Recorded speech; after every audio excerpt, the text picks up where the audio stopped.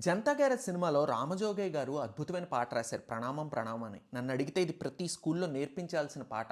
మన చుట్టూ ఉన్న ప్రకృతి మనందరి బాధ్యత అని అంటారు అందులో. అందులో మొదటి చరణంలో ఇలా అంటారనమాట. మన చిరునవ్వులే పూలు, నిట్టూర్పులే తడి మేఘాలు, హృదయమ గగనం రుదినమే సంద్రం ఆసే పచ్చదనం, మారే ఋతువుల వర్ణం మన మనసుల భావోద్వేగం, సరిగా చూస్తే ప్రకృతి మొత్తం మనలో ప్రతిబింబం. పెదవులు విచ్చుకుంటాయి, ఆహ్లాదం వికసిస్తుంది ఒక్క చిరునవ్వుతో. అందుకే వాటిని పువ్వులతో పోల్చారు. మనం అలసిపోయినా బాధపడినా మన పొంగే కన్నీళ్లు తడిమేఘాలు, అవి వర్షం అని మనం తీసుకోవచ్చు. మన గుండె ఒక ఆకాశం అనే వేదికలా పోలిస్తే ఈ ప్రక్రియలకు గొడుగు పడుతుంటుంది కాబట్టి అలా అనుకోవచ్చు అంటున్నారు. మనలో పొంగే ఈ రక్తమే ఒక సముద్రం, అది పొంగితేనే కదా మనం భావోద్వేగానికి గురవుతాం అని.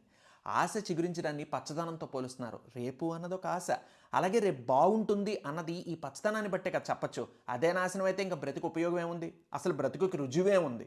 ఇక మనసులో జరిగే